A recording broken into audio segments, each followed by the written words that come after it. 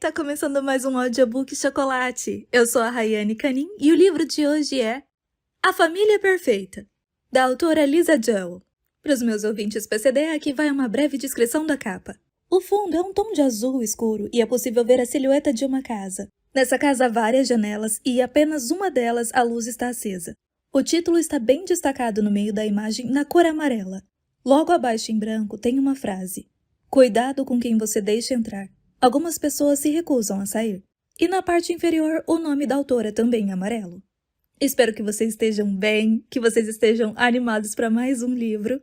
Um beijo para você que está me ouvindo. E é isso. Pega o seu chocolatinho e vamos começar. Este livro é dedicado aos meus leitores, com amor e gratidão. Não seria exatamente correto dizer que minha infância era normal antes de eles chegarem. Não era nada normal, mas eu tinha essa impressão porque aquilo era tudo que eu conhecia. Só agora, depois de décadas, consigo perceber o quanto era bizarro. Eu tinha quase 11 anos quando eles chegaram. Minha irmã tinha 9. Eles viveram com a gente por mais de 5 anos e tornaram tudo muito, muito sombrio. Minha irmã e eu tivemos que aprender a sobreviver. E quando eu estava com 16 anos e minha irmã 14, o bebê chegou. Parte 1. Capítulo 1. Libby pega a carta sobre o capacho e a revira nas mãos. Parece bem formal. O envelope é bege, feito em papel de alta qualidade, e parece até ter um forro de tecido. No carimbo do correio, lê-se Smith Kinrad e Royal Advogados, Chelsea Manor Street, SW3. Ela leva a carta até a cozinha e a coloca sobre a mesa, enchendo a chaleira e pondo um saquinho de chá dentro da caneca. Libby já sabe o que tem naquele envelope. Ela fez 25 anos no último mês e, em seu subconsciente, já vinha esperando por ele. Mas agora que o envelope está ali na sua frente, não tem certeza de que está pronta para abri-lo. Ela pega o telefone e liga para a mãe. Mãe, diz ela. Chegou. A carta dos administradores. Libby escuta o silêncio do outro lado da linha. Imagina a mãe em sua própria cozinha, a mais de 1000 quilômetros de distância, em Dénia. Armários de um branco imaculado, utensílios combinando em verde e limão. Portas de correr envidraçadas que dão acesso a uma pequena varanda com vista para o Mediterrâneo ao longe. O celular na orelha, com a capinha cravejada de cristais. Aquela chama de minha ostentação. Ah, diz ela. Ok, caramba, você já abriu?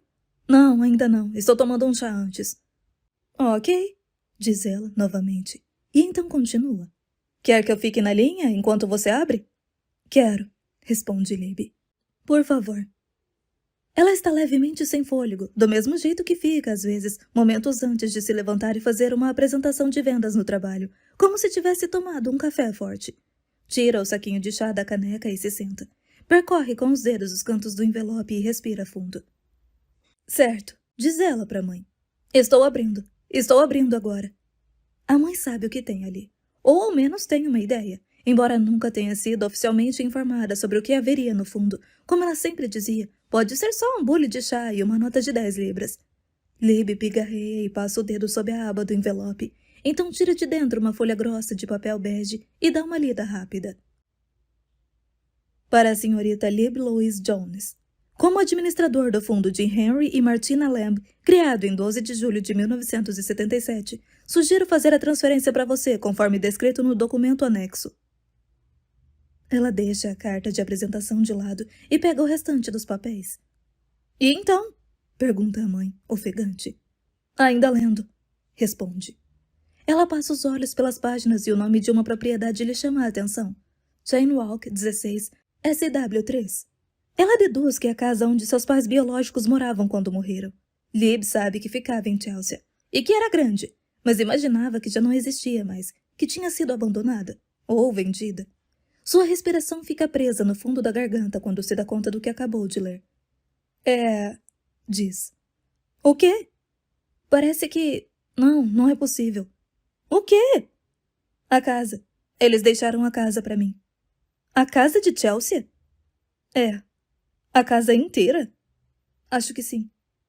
Uma parte da carta da apresentação menciona que nenhuma outra pessoa citada no fundo se apresentou em tempo hábil.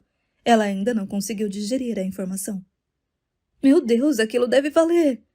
Libby respira com dificuldade e olha para o teto. Devem ter se enganado, diz ela. Só pode ser isso. Procure os advogados, sugere a mãe. Ligue para eles, marque uma reunião, confirme se não é um engano.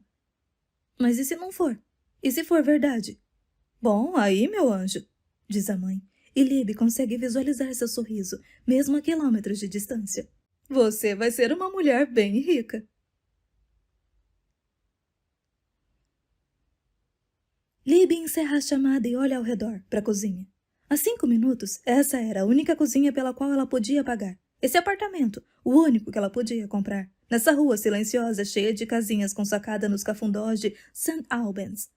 Ela se lembra das casas e apartamentos que viu enquanto procurava na internet. Os breves suspiros quando encontrava um lugar perfeito. Uma varanda banhada de sol. Uma cozinha com espaço para fazer as refeições. Uma casa a 5 minutos de distância a pé até a estação mais próxima. Uma janela antiga com vitral. Talvez o barulho de sinos de uma catedral do outro lado de um parque. E então conferia o preço e se sentia ridícula por achar que aquilo poderia ser dela. No fim das contas, Libby abriu mão de tudo o que queria para ficar em um lugar próximo ao trabalho e não muito longe da estação de trem. Não sentiu nenhum frio na barriga ao passar pela porta. Seu coração não disse nada enquanto o corretor lhe mostrava o imóvel. Mas ela o transformou num lar do qual se orgulhava, garimpando meticulosamente tudo que a loja de imóveis mais barata tinha de melhor. E agora, aquele apartamento de um quarto mal convertido e ligeiramente desajeitado a fazia feliz. Ela o tinha comprado. Ela o decorou. Era seu. Mas pelo jeito agora ela era proprietária de um imóvel que ficava na rua mais chique de Chelsea. E de repente seu apartamento parecia uma piada, assim como tudo que era importante para ela 5 minutos antes. O aumento de 1.500 libras por ano que tinha acabado de ganhar no trabalho. A festa de despedida de solteira em Barcelona no mês seguinte, para a qual ela passou 6 meses economizando. A sombra da Mac que tinha se permitido comprar na semana anterior para comemorar o aumento. Aquela empolgação que sentiu ao deixar de lado seu orçamento perfeitamente calculado para usufruir um momento de luxo em uma loja de roupas de grife. A sacolinha leve com a maquiagem caríssima pendurada em sua mão. O arrepio ao guardar a pequena embalagem preta na bolsinha de maquiagem, sabendo que ela era dona daquilo e que talvez pudesse até usá-la em Barcelona, onde também poderia usar o vestido que a mãe comprou para ela no Natal. Aquele com rendas, de uma marca famosa que ela estava namorando havia tempos. 5 minutos atrás, suas alegrias na vida eram pequenas concessões inconsequentes, esperadas e conquistadas com esforço e economia, que não mudavam absolutamente nada no todo, mas davam à sua vida aquele brilho suficiente para que valesse a pena sair da cama todos os dias e ir para um trabalho do qual ela gostava, mas não amava. Agora ela é a proprietária de uma casa em Chelsea e todos os parâmetros da sua vida acabaram de ir para o espaço. Ela coloca a carta de volta no envelope chique e termina de beber o chá.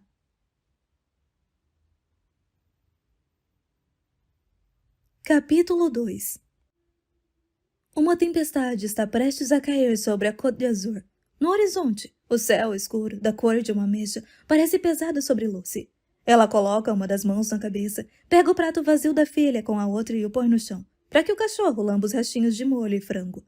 Marco, diz ela ao filho, termine de comer. Não estou com fome, responde ele. Lucy sente a raiva latejando em suas têmporas. A tempestade está se aproximando. Ela consegue sentir a umidade fria em meio ao ar quente.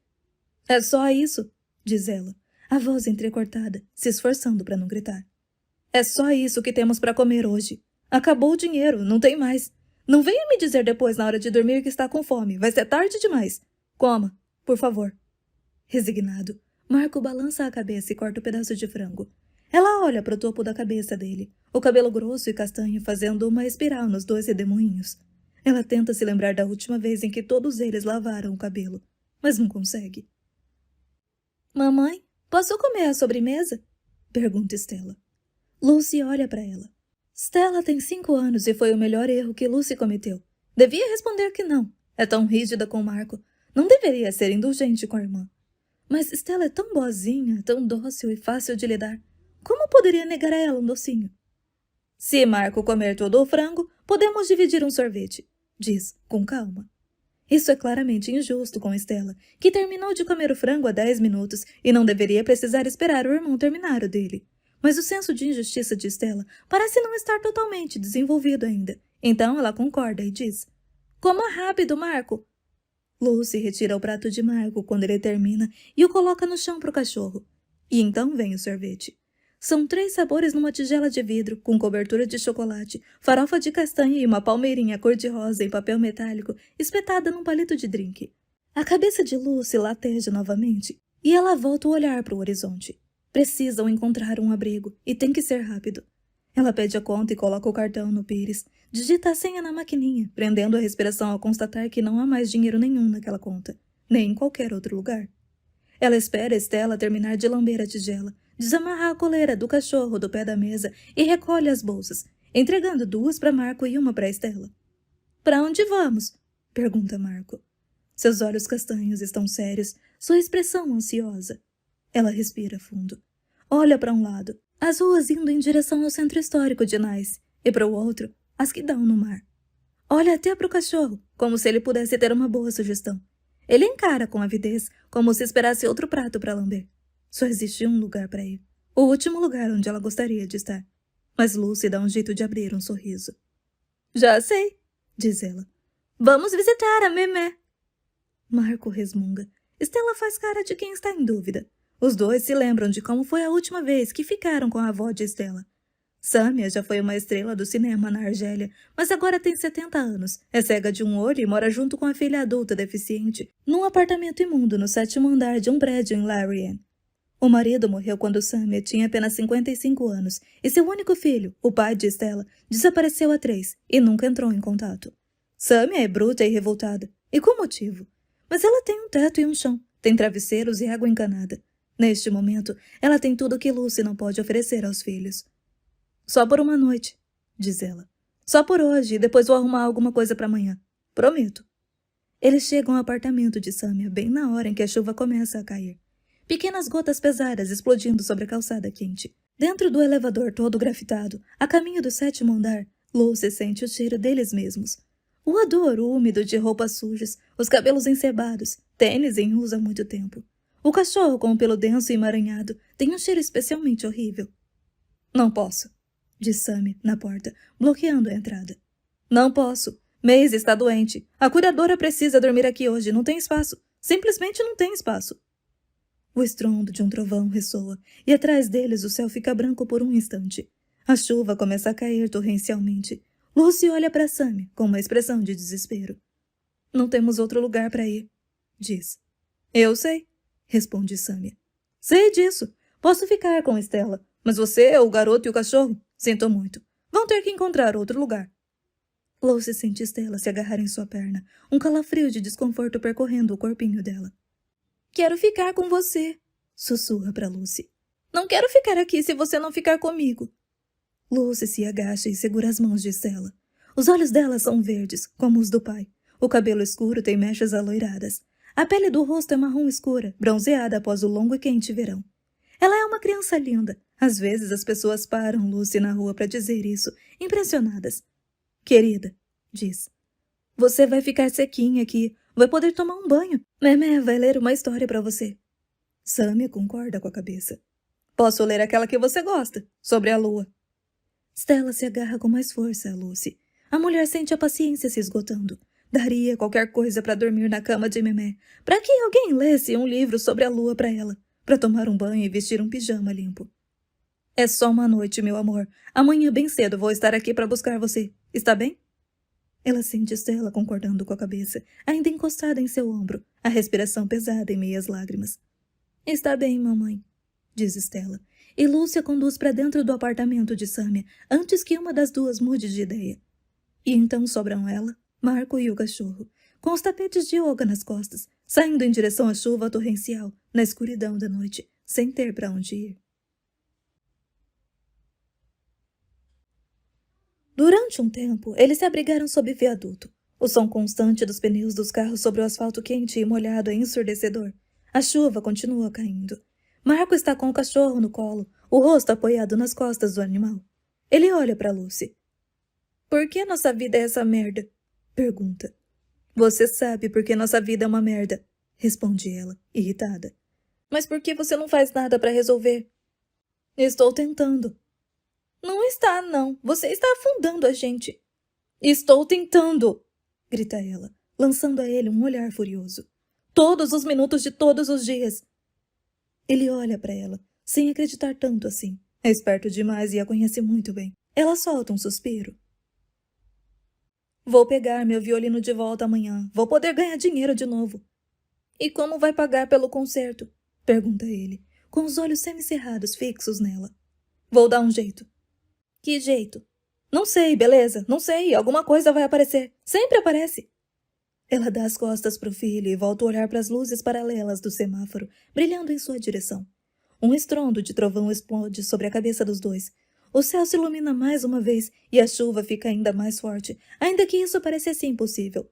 Ela pega o celular surrado no bolso da mochila e liga o aparelho. Vê que só tem 8% de bateria e está prestes a desligá-lo novamente, quando olha a notificação do calendário. Está lá há semanas, mas ela não consegue cancelar. Diz apenas: o bebê tem 25 anos. Capítulo 3. Chelsea, final dos anos 1980. Meu nome, assim como o do meu pai, é Henry. Essa duplicidade já causou algumas confusões, mas como minha mãe chamava meu pai de querido, minha irmã o chamava de papai e praticamente todo mundo chamava de Sr. Lamb ou senhor, acabou dando tudo certo. Meu pai era o único herdeiro da fortuna do pai dele, conseguida em máquinas caça-níqueis. Nunca conheci meu avô, que já era bem velho quando meu pai nasceu, mas ele era de Blackpool e se chamava Harry. Meu pai nunca trabalhou na vida, só ficou sentado esperando o Harry morrer para que pudesse ficar rico. Ele comprou nossa casa na Cheyne Walk, em Chelsea, no mesmíssimo dia em que pôs as mãos no dinheiro. Saiu em busca de casas no período que Harry já estava nas últimas, ficou de olho no imóvel por semanas, morrendo de medo de que alguém fizesse uma oferta antes que ele reivindicasse sua herança. Comprou a casa vazia e gastou anos e milhares de libras enchendo-a do que costumava chamar de objetos. Cabeças de alces que se avultavam em painéis na parede, espadas cruzadas penduradas sobre o batente da porta, tronos de mogno com encosto de troncos retorcidos, uma mesa de banquete em estilo medieval para 16 pessoas, cheia de marcas e buracos, armários lotados de pistolas e chicotes, uma tapeçaria de 6 metros de altura, pinturas sinistras de retratos dos ancestrais de outras pessoas, pilhas de livros com capa de couro e inscrições douradas que ninguém leria, além de um canhão em tamanho real no jardim. Não havia cadeiras confortáveis nem cantinhos acolhedores em casa. Tudo era madeira, couro, metal e vidro. Tudo era rígido, principalmente meu pai. Ele levantava pesos no porão e bebia água Guinness feita em seu próprio barril, do seu próprio bar. Usava ternos de 800 libras, feitos sob medida e comprados em Mayfair, que mal acomodavam seus músculos e a circunferência de sua barriga. Seu cabelo era ruivo da cor das moedas antigas de 1 centavo, e suas mãos tinham uma aparência esfolada, com os nós das articulações bem vermelhos. Dirigia um Jaguar. Jogava golfe, mas detestava, porque não tinha jeito para golpear com o taco. Ele era muito parrudo, pouco flexível. Saía para tirar nos fins de semana. Desaparecia no sábado de manhã cheio de armas, vestindo um paletó ajustado de tweed, e só voltava no domingo à noite com um monte de pombos dentro de um isopor. Uma vez, quando eu tinha uns 5 anos, ele trouxe para casa um bulldog inglês que havia comprado de um homem na rua com as notas fresquinhas de 50 libras que deixava enroladas no bolso do paletó. Disse que o cachorro fazia lembrar de si mesmo. Aí o cão fez cocô num tapete antigo e meu pai se livrou dele. Minha mãe tinha uma beleza singular. Essas palavras não são minhas, são do meu pai. Sua mãe tem uma beleza singular. Ela era meio alemã, meio turca.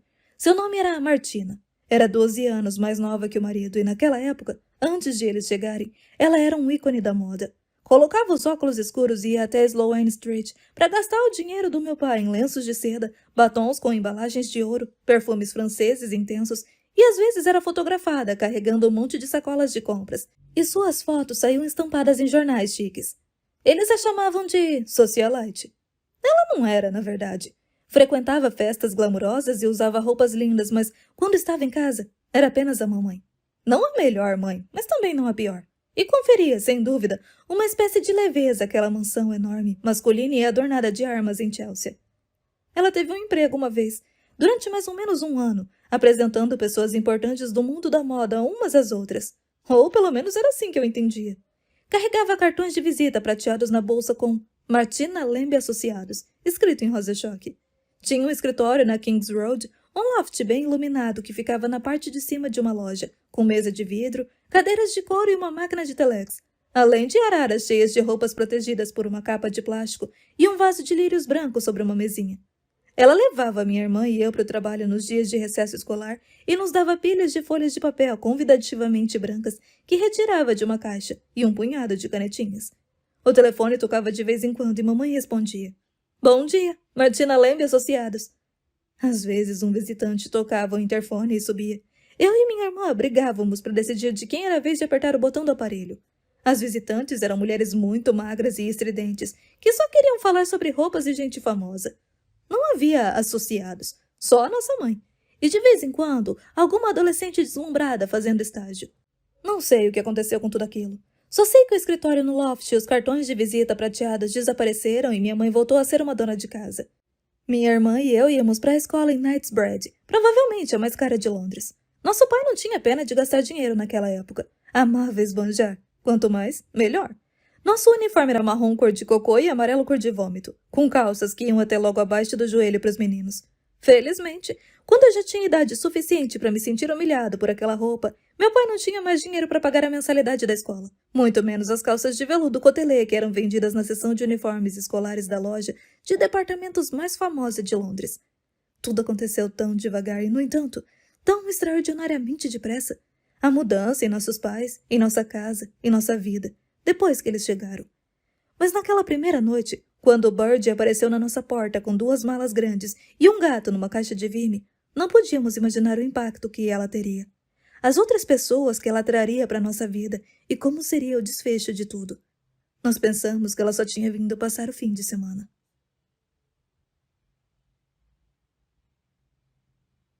Capítulo 4. Libby ouve cada sussurro proferido desde que essa sala existe. Sente a respiração de cada pessoa que já sentou no mesmo assento que ocupa. 1799, tinha respondido o Sr. Royal à sua pergunta anterior. Um dos escritórios de advocacia mais antigos da capital. O Sr. Royal olha para ela do outro lado de uma mesa bem polida, dá um sorriso e diz: Ora, ora, que belo presente de aniversário, hein? Libby sorri, tensa. Ainda não estou convencida de que é verdade, diz. Fico esperando alguém me dizer que isso é uma grande cilada. Aquelas palavras, grande cilada, parecem erradas num lugar tão antigo e respeitável. Ela pensa que devia ter dito uma frase diferente, mas o Sr. Royal não parece se importar. Continua com um sorriso no rosto e se inclina para entregar a Libby uma pilha enorme de documentos. Não é uma cilada, posso lhe garantir, Srta. Jones. Aqui, diz ele, tirando algo da pilha de papéis. Não tinha certeza se devia mostrar isso a você agora. Ou talvez devesse ter lhe enviado. Junto com a carta. Não sei, é tudo tão desagradável. Estava no arquivo e eu tirei, caso achasse que não seria apropriado. Mas acho que a coisa certa a fazer, então, aqui está. Não sei o quanto seus pais adotivos lhe contaram sobre sua família biológica, mas talvez deva parar um minuto para ler isto. Ela abre o pedaço de jornal e o coloca sobre a mesa na sua frente. Socialite e marido mortos em pacto suicida. Filhos adolescentes estão desaparecidos. Bebê foi encontrado vivo. A polícia foi chamada ontem à casa da ex-socialite Martina Lamb e seu marido Henry em Chelsea, depois de receber relatos sobre um possível suicídio triplo. A polícia chegou ao local na hora do almoço e encontrou o corpo do senhor e da senhora Lamb lado a lado no chão da cozinha. Um segundo homem, ainda não identificado, também foi encontrado morto. Um bebê, possivelmente uma menina de 10 meses, foi encontrado num quarto no primeiro andar. O bebê recebeu atendimento médico e passa bem. Os vizinhos contam que havia várias crianças vivendo na casa nos últimos anos e há diversos relatos de outros adultos também morando na propriedade, mas não foram encontrados indícios de outros moradores. A causa da morte ainda deve ser confirmada, mas os primeiros exames de sangue sugerem que o trio pode ter se envenenado. Henry Lamb, de 48 anos, era o único herdeiro do espólio de seu pai, o Sr. Harry Lamb, de Blackpool, Lancashire. Ele estivera doente nos últimos anos e dizia-se que se locomovia com a ajuda de uma cadeira de rodas. A polícia agora busca em todo o país pistas do paradeiro do filho e da filha do casal, descritos como adolescentes de 14 a 16 anos. Quem tiver qualquer informação sobre os jovens deve entrar em contato com a Polícia Metropolitana na delegacia mais próxima.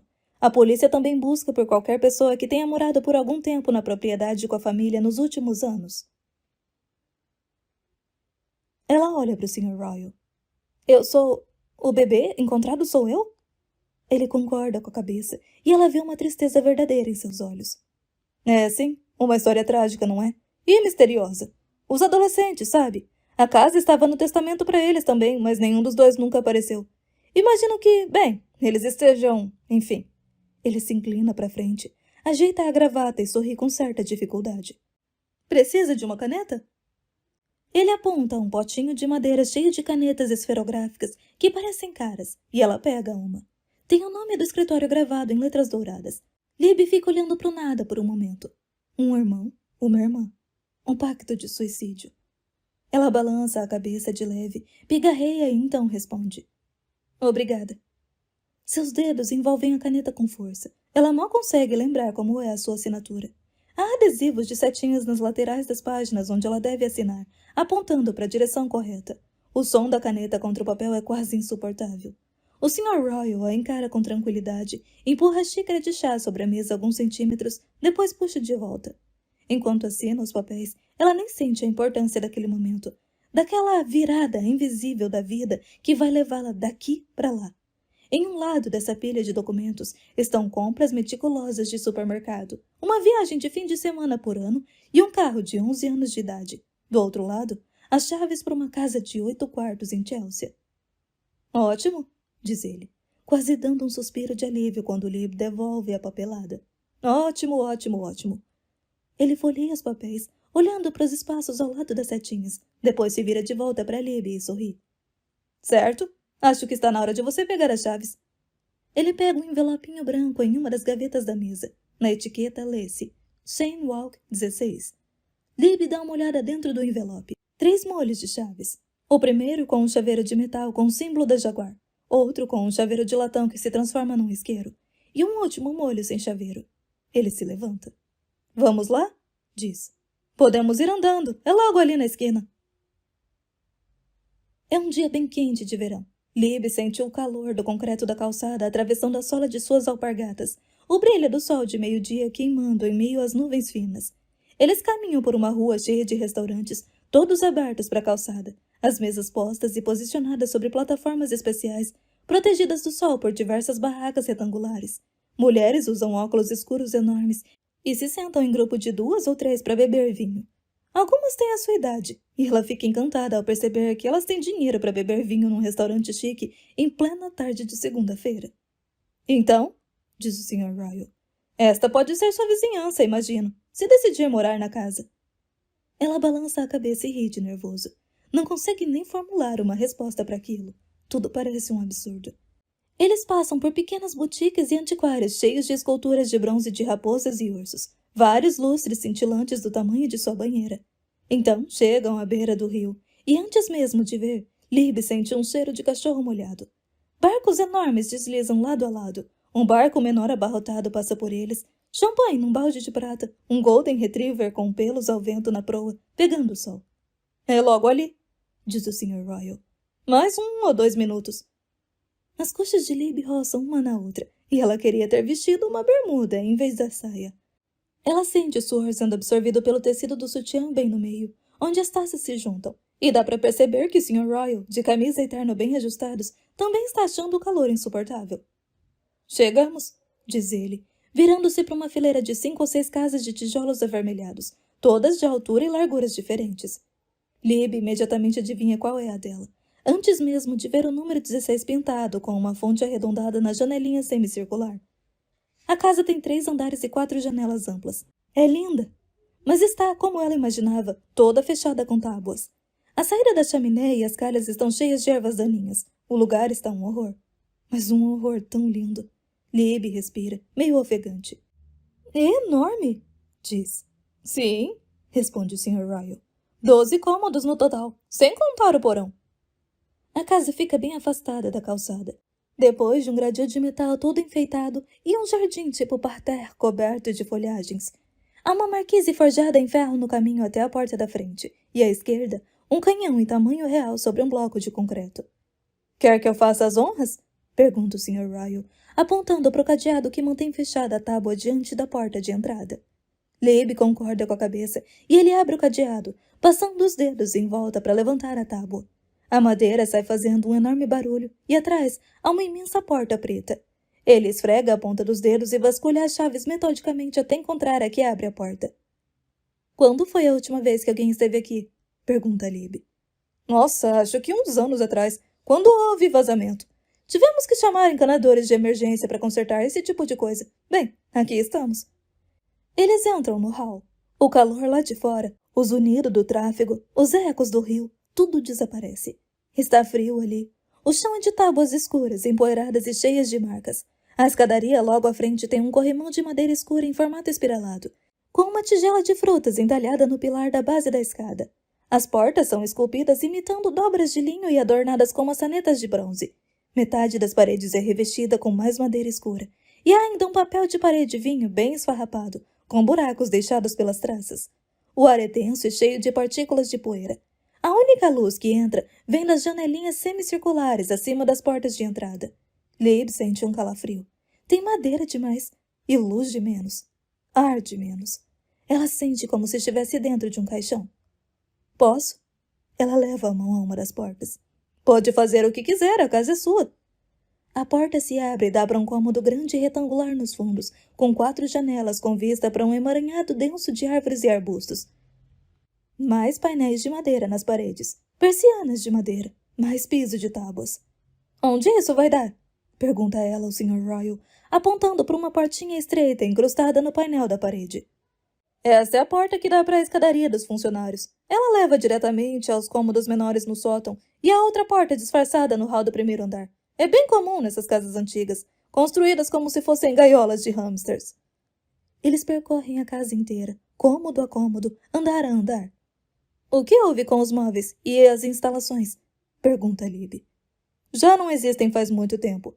A família vendeu tudo para conseguir sobreviver. Dormiam em colchonetes, faziam as próprias roupas. Então eles eram pobres? Sim, diz ele. Acho que de fato eram pobres. Lib balança a cabeça. Não imaginava que seus pais biológicos fossem pobres. É claro que já havia fantasiado sobre eles. Até mesmo crianças que não são adotadas criam pais biológicos de mentira. Seus pais da imaginação eram jovens e sociáveis. A casa deles, à beira do rio, tinha 2 paredes inteiras com um janelão de vidro e uma sacada. Tinham cachorros pequenos, fêmeas, com diamantes nas coleiras. Sua mãe de mentira trabalhava como relações públicas de moda e seu pai de mentira era designer. Quando ela ainda estava com eles, a levavam para tomar café, a colocavam na cadeirinha alta, cortavam brioches para ela e brincavam de acariciar os pés um do outro sob a mesa, onde os cachorros se aninhavam também. Tinha morrido no acidente de carro ao voltar de uma festa, provavelmente um acidente envolvendo um carro esportivo. Tinha algo mais? Pergunta ela. Além do bilhete de suicídio? O Sr. Royal nega com a cabeça. Bem, nada oficial, mas tinha uma coisa assim, onde você foi encontrada. Algo no berço junto com você. Creio que ainda esteja aqui, no seu antigo quarto. Quer dar uma olhada? Ela vai atrás do Sr. Royal até um cômodo grande no primeiro andar, onde há 2 enormes janelas estilo guilhotina com vista para o rio. O ar é denso e parado. Os cantos superiores do quarto cheios de teias de aranha e poeira. Há uma pequena abertura do outro lado do cômodo e ela dá para um quarto menor. Foi construído para servir de closet, com paredes repletas de armários e gavetas com enfeites de pérolas pintadas de branco. No meio do quarto há um berço. Foi aqui? Sim, você foi encontrada aqui, rindo e dando gritinhos, ao que tudo indica, feliz da vida. O berço é daqueles que balança, com alças de metal para ser empurrado de um lado ao outro. É pintado com uma tinta grossa cor de creme e detalhes com rosas em azul pastel. Há um pequeno emblema de metal na parte da frente, com o logotipo de uma loja cara. O Sr. Royal vai até uma prateleira na parede de trás e pega uma caixinha. Aqui, diz ele. Isso estava escondido entre os seus cobertores. Nós imaginamos, nós e a polícia, que tinha sido deixado para você. A polícia guardou como prova por anos, mas depois nos devolveu quando o caso foi abandonado. O que é isso? Abre e veja. Ela pega a pequena caixa de papelão e abre. Está cheia de jornais rasgados.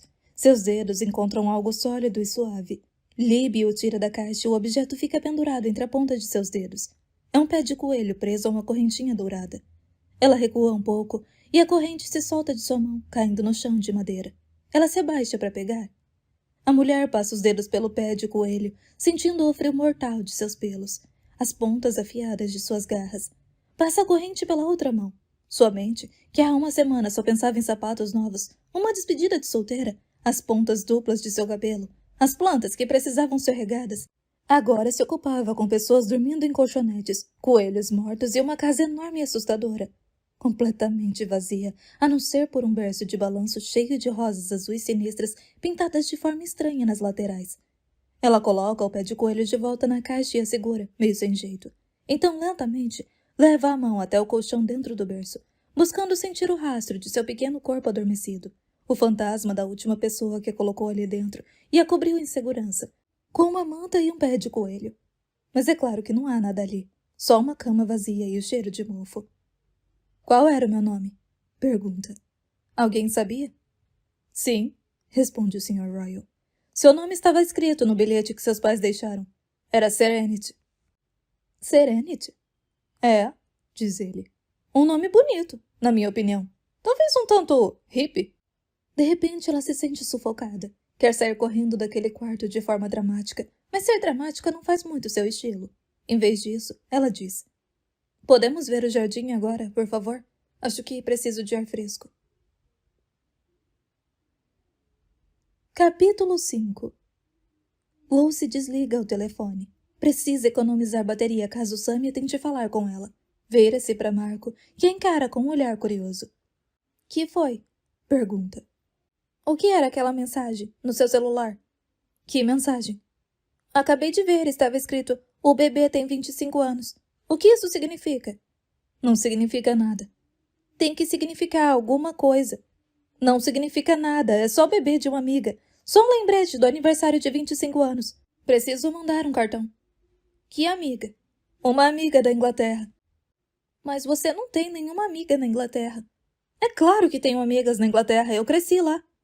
Bom, e qual é o nome dela? Dela quem? Marco chega a grunhir de frustração.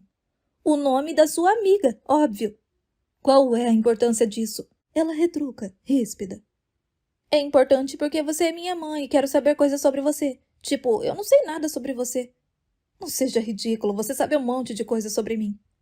Ele olha estupefato para a mãe, com os olhos arregalados. Tipo o quê? Assim, sei que seus pais morreram quando você era bebê, sei que você cresceu em Londres com sua tia e ela trouxe você para a França. Te ensinou a tocar violino e morreu quando você tinha 18 anos. Então sim, eu sei a sua história, mas não sei dos detalhes. Por exemplo, em que escola você estudou? Quem eram seus amigos? O que você fazia nos fins de semana? Histórias engraçadas que aconteceram ou qualquer coisa normal. É complicado, diz ela.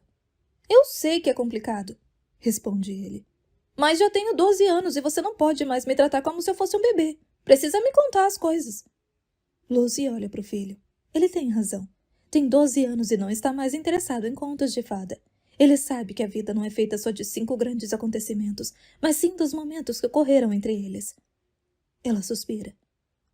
Não posso, diz. Ainda não. E quando vai poder?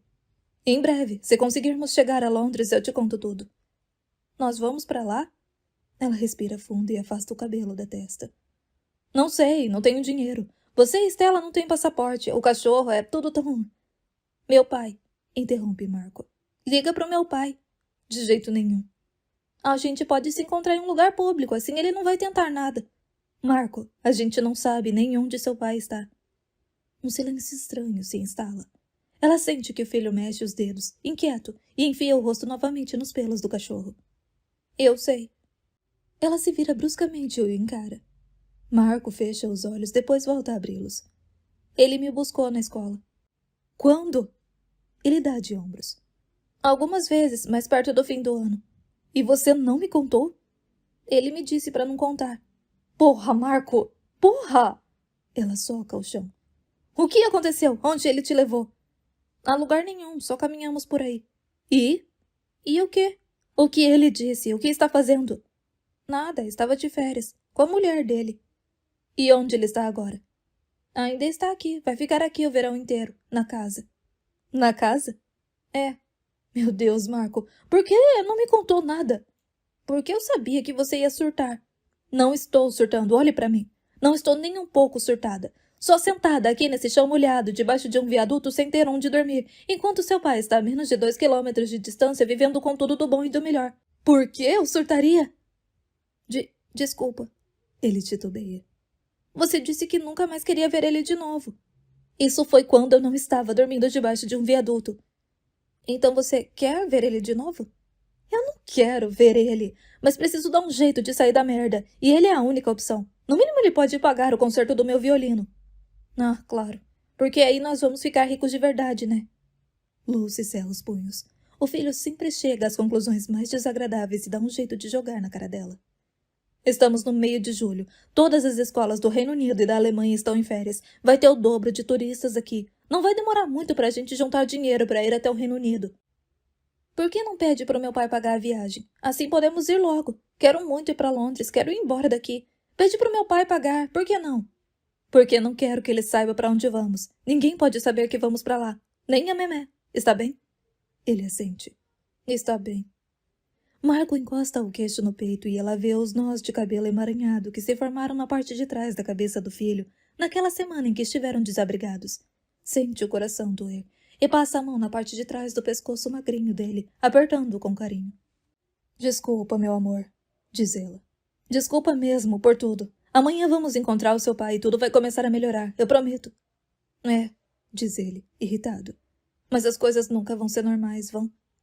Não, ela pensa. Não, provavelmente não. Capítulo 6. Chelsea, 1988. Bird foi a primeira a chegar. Bird Dunlap Evers. Minha mãe a conhecera em algum lugar, numa festinha. Bird tocava violino numa banda chamada Original Version, que imagino era meio conhecida. Eles fizeram uma música estridente que quase chegou ao topo das paradas e se apresentaram 2 vezes no Top of the Pops.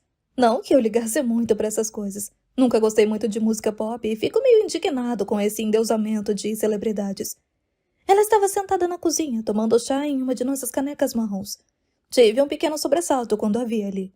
Uma mulher com o cabelo fino e longo que ia até a cintura, calça masculina presa com um cinto, uma camisa listrada e suspensórios, um sobretudo cinza e luvas verdes de meio dedo. Pensei na hora que ela parecia totalmente deslocada na nossa casa. As únicas pessoas que nos visitavam usavam ternos feitos sob medida e saias de cetim bem cortadas. Cheiravam a loção pós-barba Christian Dior e perfume La Deux Temps. Birdie olhou para mim quando entrei. Os pequenos olhos azuis com sobrancelhas finíssimas acima, a boca firme que não se fechava corretamente sobre a arcada de dentes pequenos, um queixo frágil que parecia ter sido encaixado sob a completa ausência de alegria daquele rosto. Achei que ela fosse abrir um sorriso, mas não foi o que aconteceu. Henry, disse minha mãe. Essa é a Birdie, a moça da banda de quem falei com você. Olá, cumprimentei. Olá, respondeu ela. Eu não conseguia compreendê-la muito bem. Falava como uma diretora de escola, mas parecia uma pedinte. A banda de Birdie quer usar a nossa casa para gravar um videoclipe, disse minha mãe. Admito que a essa altura tive que fingir um pouco de desinteresse. Mantive o rosto impassível, não disse nada e fui direto para a lata de biscoitos em cima da bancada para pegar o lanche que eu sempre fazia ao voltar da escola. Peguei 2 da marca Malted Milk e um copo de leite. Só então perguntei. Quando? Semana que vem, respondeu Birdie. Tínhamos escolhido outra locação, mas eles tiveram um vazamento ou outro das astres do tipo. Puf, cancelado. Então eu disse para ela vir dar uma olhada na nossa casa e ver o que ela achava, continuou minha mãe. E aqui estou. E aqui está ela. Concordei distraidamente com a cabeça. Queria perguntar quando eles viriam e se eu podia faltar à escola para ajudar, mas já naquela época eu era uma pessoa que não demonstrava entusiasmo pelas coisas. Então mergulhei meu biscoito no leite, exatamente do mesmo jeito que eu sempre fazia, só até a metade, onde o desenho da vaca que está em pé encontra a vaca deitada, e mastiguei em silêncio. Acho que é maravilhosa, disse Birdie, gesticulando para o entorno. É até melhor do que o outro lugar, na verdade. É perfeita. Acho que vamos precisar assinar uns papéis. Ela revirou os olhos. Sabe como é, seguros e tal, caso a gente coloque fogo na sua casa. Ou uma das suas cabeças de alce caia em cima de um de nós e nos mate. Essas coisas. Sim, disse minha mãe, como se assinasse seguros contra a morte acidental causada por cabeças de alce o tempo inteiro. Faz sentido. E preciso conversar com meu marido primeiro, é claro. Mas sei que ele vai ficar animado, ele adora a música de vocês. Eu desconfiei de que isso fosse mentira. Meu pai gostava de canções de rugby e ópera bufa. Mas gostava também de estardalhaço e atenção e adorava a casa dele. E qualquer pessoa que gostasse daquela casa seria sempre bem-vinda. Bird foi embora alguns minutos depois. Vi um montinho de pedaços de pele seca arrancados ao lado da caneca dela, em cima da mesa, e fiquei meio enjoado. A gravação do clipe durou 2 dias e foi bem mais entediante do que eu esperava. Gastaram um tempo enorme ajustando feixes de luz e orientando os membros da banda, todos numa desordem só, repetindo várias vezes os mesmos takes. Estavam todos com roupas parecidas, amarronzadas, que davam a impressão de que todo mundo estava fedendo. Mas não estava, porque uma moça com uma arara havia trazido aquelas roupas em embalagens plásticas novinhas. No fim do dia, a música estava grudada feito chiclete dentro da minha cabeça. Era uma canção horrível, mas foi a número 1 das paradas e permaneceu lá por 9 longas e insuportáveis semanas. O clipe era exibido em todas as TVs por onde se passava. A nossa casa, lá, sendo vista por milhões de pessoas. O clipe era bom, isso eu tenho que admitir.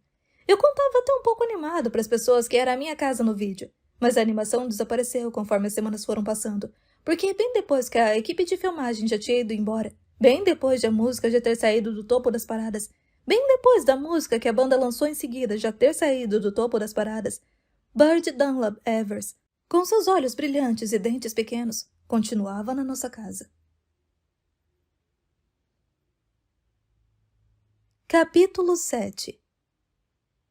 Libby trabalha para uma empresa que projeta cozinhas sofisticadas. Ela é a gerente do departamento de vendas e fica em um showroom localizado no centro de South Albans, perto da catedral.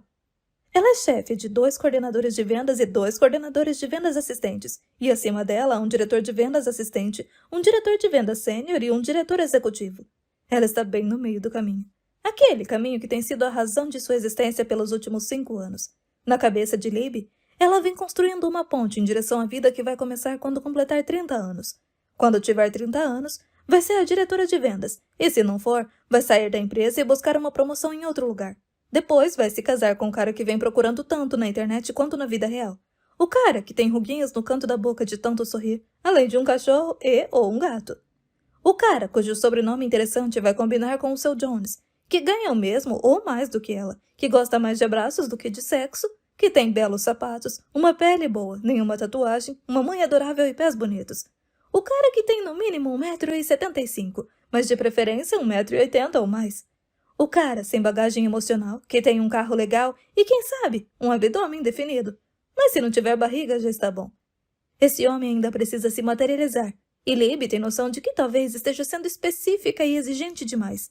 Mas ainda tem 5 anos para encontrá-lo e se casar com ele, e depois mais 5 anos para ter um bebê, talvez até 2, se realmente gostar da experiência com o primeiro filho. Não está com pressa. Ainda não. Vai continuar deslizando os perfis nos aplicativos para o lado esquerdo, continuar se arrumando toda para sair, continuar aceitando convites para eventos sociais, continuar pensando positivo, continuar magra, continuar com a saúde mental em dia, continuar vivendo. O tempo ainda está quente quando Libby se levanta para ir trabalhar, e mesmo às 8 da manhã há um brilho perolado na atmosfera. Ela passou a noite inteira com a janela do quarto aberta, embora saiba que isso não é muito recomendado para mulheres. Colocou alguns copos enfileirados no parapeito, porque se algum homem invadisse, pelo menos ouviria o barulho. Mas ainda assim, passou a noite se revirando de um lado para o outro, os lençóis todos amarrotados sob seu corpo. Depois de um breve cochilo, Libby acordou com o sol, a luz entrando por uma pequena brecha nas cortinas e deixando o quarto abafado em questão de minutos. Por um momento parecia que tudo estava normal, e logo não estava mais. Seus pensamentos retornaram abruptamente ao dia anterior. Para a casa escura com portas imitando dobras de linho, a escadaria secreta, o pé de coelho, as rosas azul pastel nas laterais do berço. Aquilo tinha mesmo acontecido? Aquela casa imensa ainda estava lá ou se desfizera agora que ela estava acordada? Naquela manhã, ela é a segunda a chegar ao trabalho. Dido, a gerente de designer, já está sentada à mesa, com o ar-condicionado ligado. A sensação do ar gelado contra sua pele úmida é deliciosa, mas ela sabe que em meia hora vai estar morrendo de frio e desejando ter trazido um casaco. Bom dia, cumprimenta Dido, sem desviar os olhos do teclado. Como foi? Ela confidenciou a Dido no dia anterior que precisava tirar o dia de folga para ver um advogado para discutir questões a respeito de uma herança. Não contou a ela que era adotada ou que a herança talvez fosse uma casa. Disse que se tratava de um parente mais velho e deu a entender que talvez ganhasse algumas centenas de libras. Dido já tinha ficado bastante animada com a notícia das centenas de libras, e naquele momento, Libby ficou em dúvida se conseguiria lidar com a reação dela ao contar a verdade. Mas agora que está ali, E estão apenas as duas, e é terça-feira de manhã, e ela só vai encontrar April, sua melhor amiga, no fim de semana, e não tem mais ninguém para contar a novidade. Ela pensa que pode ser uma boa ideia contar a Dido. Quem sabe ela, que é 12 anos mais velha, tem algum tipo de conselho sábio ou útil para ajudá-la a decifrar o absurdo daquela situação. Eu herdei uma casa, diz Libby, colocando água na máquina de café. Ha, ha! Responde Dido, duvidando. Não, é verdade. Fica em Chelsea, na beira do rio. Chelsea, em Londres? Pergunta Dido, com a boca aberta. Isso. Aquela que aparece no Made in Chelsea? Isso, repete Libby. Na beira do rio, é gigantesca. Está de sacanagem comigo? Ela nega com a cabeça. Não. Ai, meu Deus, diz Dido. Então você é basicamente milionária? Acho que sim. E está aqui em plena Northbound Kitchens numa terça-feira de manhã como se fosse uma pessoa normal? A ficha ainda está caindo. Meu Deus, Libby, se eu fosse você, já tinha derrubado essa ficha bebendo uma taça de champanhe nos jardins de St. Michael's Manor. São 20 para as 9 da manhã. Bem, bebendo chá, então. E comendo ovos beneditinos. O que você está fazendo aqui, pelo amor de Deus? Libby sente suas amarras afrouxarem e começarem a se desfazer quando se dá conta de que não precisa estar ali. De que o caminho que trilhara como se sua vida dependesse daquilo tinha se tornado uma estrada de moedas de ouro e que tudo havia mudado. Eu descobri ontem, ainda não vendi a casa, diz. Talvez eu não consiga vender. Ah, claro, porque ninguém quer uma casa em Chelsea com vista para o Tâmisa. Mais ou menos 6 ou 7 milhões de libras. Foi a estimativa dada pelo advogado ontem, quando ela finalmente tomou coragem para perguntar. Menos os custos e honorários do escritório. E ainda haveria alguns impostos de herança a pagar. No fim das contas, vão sobrar uns 3,5 milhões para você, disse ele. Ou algo assim. Ele chegou a levantar a mão para cumprimentá-la com um toca aqui. Com certeza a confundiu com os jovens sobre os quais lê nos jornais. Foi bem constrangedor. Precisa de uma reforma, diz Libby a Dido. E tem uma história por trás daquela casa. História? É, algumas pessoas morreram lá. Uma história meio sombria, parentes distantes. Estava prestes a falar sobre o bebê encontrado no berço, mas parou. Mentira! Pois é, bem chocante. Então, por enquanto, vou continuar agindo como se tudo estivesse normal. Vai continuar vendendo cozinhas planejadas em St. Albans? Isso mesmo, concorda Libby, sentindo seu equilíbrio voltar com a ideia de que nada mudaria. Vou continuar vendendo cozinhas planejadas em St. Albans. Capítulo 8. No fim das contas, Marco e Lucy passaram a noite na praia. A chuva parou por volta das 2 da manhã, e eles juntaram as coisas e caminharam por 20 minutos até o Promenade des Anglais, do outro lado da cidade. Lá, esticaram os tapetes de yoga sobre as pedrinhas molhadas, se aninharam debaixo das cangas e ficaram observando os requisitos de nuvens carregadas de chuva passando pela lua cheia rosada, até que o sol começasse a surgir na linha que dividia o céu e o mar. Às 8 da manhã, Lucy catou todas as moedas perdidas no fundo da mochila e da bolsa e se deu conta de que tinha dinheiro para comprar croissants e um café. Comeram sentados num banco, os dois completamente derrotados por não terem conseguido dormir e pela angústia da noite anterior. Voltaram a pé até o apartamento de Samia para buscar Stella, e Samia não os convidou para o almoço, ainda que fosse meio-dia e estivesse na cara que haviam dormido na rua. Stella tinha tomado banho e vestia roupas limpas, seu cabelo levemente cacheado, penteado e enfeitado com presilhas fofas cor-de-rosa. No caminho de volta para a cidade, Lucy percebeu que provavelmente parecia que ela e Marco a tinham sequestrado. Posso ficar com ela por mais uma noite, tinha dito Samia, com a mão no ombro de Stella. Lucy viu Stella estremecer de leve ao toque da mulher, de modo quase imperceptível, uma sacudida sutil de cabeça. Você está sendo muito generosa, mas encontrei um lugar onde podemos dormir hoje à noite. Ela sentiu os olhos de Marco a fuzilarem por cima do ombro diante daquela mentira. Mas eu agradeço muito, muito, de verdade. Samia inclinou a cabeça de leve e estreitou os olhos, fazendo uma avaliação silenciosa da situação de Lucy. Ela parou e ficou esperando alguma declaração que condenasse sua aparência, a forma como cuidava dos filhos, sua culpa na fuga do precioso filho de Samia. Em vez disso, ela caminhou devagar até a mesa próxima ao corredor e pegou uma pequena carteira de dentro da bolsa. Procurou ali dentro uma nota de 20 euros e a entregou a Lucy. É tudo que eu tenho, disse. Não tem mais nada. Lucy pegou a nota e se inclinou para abraçar Sammy. Obrigada, disse. Deus te abençoe. Agora ela, as crianças e o cachorro estão andando pela Promenade des Anglais, sob o sol inclemente da tarde, com uma mala repleta de roupas limpas vindas da lavanderia e a barriga cheia de pão, queijo e Coca-Cola. Vão na direção de um dos muitos clubes que se estendem pela orla das praias de Nice, o Beach Club Blue e Blanc. Lucy já tinha feito uma refeição ali, no passado. Tinha sentado a uma daquelas mesas com o pai de Marco, em meio a porções generosas de fruto do mar, uma taça de champanhe ou vinho branco, enquanto se refrescava com pequenas lufadas de água fria borrifadas por umas bombinhas. Eles não o reconheceriam agora. Aqueles velhos garçons cansados com suas camisas polo azuis e brancas, que não combinavam muito. 12 anos atrás, ela fora um colírio para os olhos. Uma mulher está parada na entrada no restaurante. Ela é loira de um jeito que apenas as mulheres no sul da França são. Algo a ver com o contraste entre o cabelo cor de baunilha e a pele mais escura, curtida de sol. Ela olha para Lucy com indiferença. Nota o estado dela, de Marco e do cachorro. Depois volta o olhar para a tela do computador. Lucy finge estar esperando alguém que está na praia, com a mão em concha acima dos olhos, como se procurasse a pessoa ao longe, até que a mulher se distrai com um grupo de 5 pessoas que chega para almoçar. Agora, cochicha. Agora? Ela pega o cachorro no colo e empurra Estela à sua frente. O coração está acelerado enquanto caminha pela plataforma de madeira atrás do restaurante, da forma mais casual possível, na direção do vestiário. Não desvia o olhar. Continua andando. Sussurra para Estela quando ela para, sem motivo, no meio do caminho. Eles finalmente chegam à penumbra úmida do vestiário. O uso exclusivo dos sócios do Beach Club Blue Blanc, dizem vários avisos fixados nas paredes de madeira. O piso de concreto está úmido e cheio de areia. O ar cheira a mofo.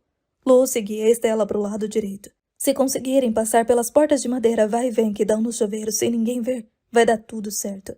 E então eles conseguem entrar. Os chuveiros estão vazios. Ela e Marco tiram as roupas pela primeira vez em quase 8 dias. Ela joga a calcinha no lixo. Nunca mais quer usá-la novamente. Pega o shampoo e o condicionador na mochila, um sabonete, uma toalha. Leva o cachorro com ela e passa shampoo em seus pelos, sob o rabo, no pescoço, atrás das orelhas. Ele fica quieto, paradinho, como se soubesse da necessidade daquele ritual. Ela então entrega o cachorro a Estela, que está esperando do lado de fora. Ele se sacode e Estela dá uma risada, cheia de respingos de água que vem dos pelos do animal. Lucy fica parada sob a água morna, deixando-a correr pela cabeça, olhos e orelhas, debaixo dos braços, entre as pernas e dedos, e sente o inferno da semana anterior começar a se dissipar junto com a poeira, a lama e o sal. Passa shampoo no cabelo, esfregando com os dedos por toda a extensão dos fios. Então entrega o frasco para Marco por baixo da cabine. Fica olhando a espuma que cai dos dois, ali na interseção, entre as cabines, aquela cor cinza e triste. Passa bastante na parte do cabelo atrás do pescoço, Marco, diz ela. Está tudo embolado ali, e no sovaco. Passa bastante no sovaco. Depois, enrolados nas toalhas, eles se sentam lado a lado no banco de madeira. Vêm as pessoas passando do outro lado pelas pequenas brechas da madeira. Vêm frestas do céu de um azul intenso. Sentem o cheiro de madeira banhada pelo sol e de alho frito. Lucy respira fundo. Ela se sente quase livre e leve, mas não exatamente pronta para fazer o que vem a seguir. Eles vestem as roupas limpas, passam desodorante. Lucy espalha hidratante no rosto e entrega o protetor solar às crianças. Ela tem um pequeno frasco de perfume no fundo do nécessaire e o passa atrás das orelhas e no decote. Faz um coque com o cabelo úmido e o prende com uma presilha de plástico. Olha para si mesma no espelho. Quase 40 anos de idade. Sem teto, solteira, sem um tostão no bolso. Nem é a pessoa que diz ser. Até seu nome é falso. Ela é um fantasma. Um fantasma de carne e osso. Ela aplica um pouco de rímel, passa um gloss nos lábios, ajeita o pingente do colar de ouro para que fique no decote queimado de sol. Olha para os filhos. Eles estão lindos. O cachorro está bonitinho. Todo mundo está cheiroso. Eles comeram. É o melhor dia dos últimos tempos. Está bem, diz ela para Marco, enquanto coloca as roupas sujas na mochila e fecha. Vamos lá visitar o seu pai. Capítulo 9. Chelsea, 1988. Eu estava vigiando da escada, então já o tinha visto. Um homem de cabelo escuro, cacheado, usando um chapéu de aba larga, um casaco de lã e coturnos por cima da calça de tweed. Malas velhas que pareciam objetos cenográficos de filmes antigos, além de uma gaiola para gatos feita de vime e amarrada com uma tira de couro gasta. Ao seu lado, Bird, usando um vestido que mais parecia uma camisola. Querido, ouvi minha mãe chamar meu pai. Venha conhecer o Justin. Fiquei olhando meu pai vir da sala de estar. Estava com um charuto preso entre os dentes e vestia uns... Oi, tô de volta. E aí, gostou do capítulo? Se quiser ouvir o livro completo, entra no nosso grupo prêmio no Telegram. Te espero lá. Beijo, até mais.